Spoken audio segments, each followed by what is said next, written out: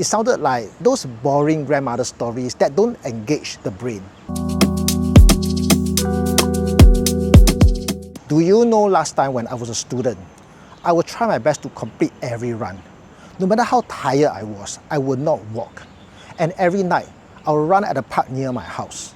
Usually, if I tell story in this way, I would see the students very restless, not engaged.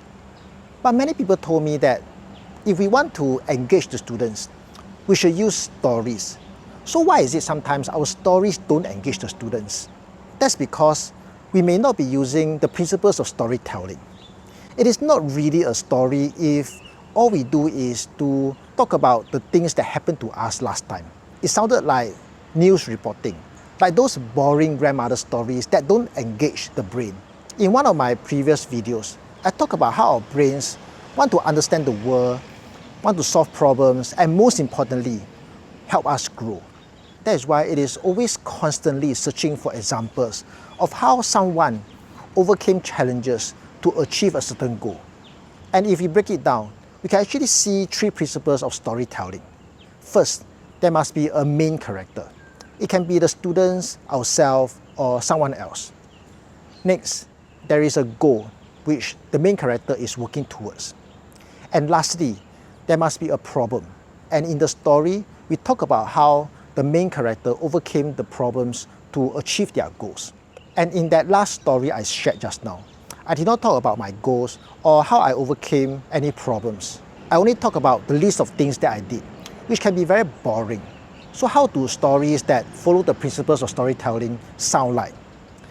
Once I observed a running lesson, which was conducted by my friend Nasri.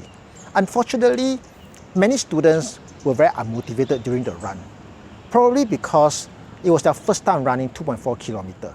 After the run, Nasri sat the class down and gave them a pep talk. But I was very surprised to see the students very engaged throughout the whole pep talk. And in the following lessons, the students even tried very hard to complete their runs. So what did Nasri do? I realized that he was actually following the principles of storytelling. He said things like, I know you don't like running, I also don't like. If I have a choice, I would rather ride a bicycle. But there is a reason why we have to practice running. I don't want to see you struggling during the running test. I want to see you enjoying running. And I want you to be proud of yourself. As a student and in the army, I also have to pass the running test. And I say it again, I hate running. So what did I do? I tried to start small, really small. Every time I run, I will try to make sure that it was not painful. And then I will try to improve a few seconds the next time I run.